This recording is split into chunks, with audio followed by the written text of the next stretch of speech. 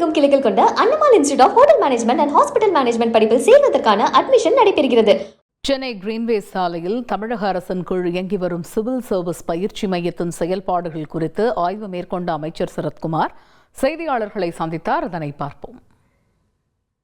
எந்த நிர்வாகி தப்பு செஞ்சாலும் அது தப்புனா அதை கட்டாயம் காவல்துறையும் நடவடிக்கை எடுத்து அது அவங்களுக்கான விஷயம் பண்ணுவாங்க சார்.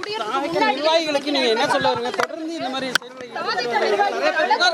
சம்பவங்கள் நடந்துட்டு இருக்கு. இன்னைக்கு சேலத்துல கூட இதே மாதிரி தலைவர் அவர்கள் கவர்மெண்ட்ல நிர்வாகிகள் யார் தவறு பண்ணாலும் அவர்களை பதவியிலிருந்தும் நீக்கப்படுவார்கள். அவர்கள் மேல கட்டாயம் அரசாங்கம் என்ன நடவடிக்கை எடுக்கணுமோ அது கட்டாயம் எடுக்கப்படும். பாலியல் வழக்குகளில் யாராக இருந்தாலும் அது கட்சி நிர்வாகியாக இருந்தாலும் கடும் நடவடிக்கையை அரசு எடுக்கும் என்று அமைச்சர் சரத்குமார் செய்தியாளர்களுக்கு பதிலளிக்கையில் தெரிவித்ததை பார்த்தோம். தமிழகமெங்கும் கிளைகள் கொண்ட Annamal institute of hotel management and hospital management படிப்பில் சேர்வதற்கான அட்மிஷன் நடைபெறுகிறது.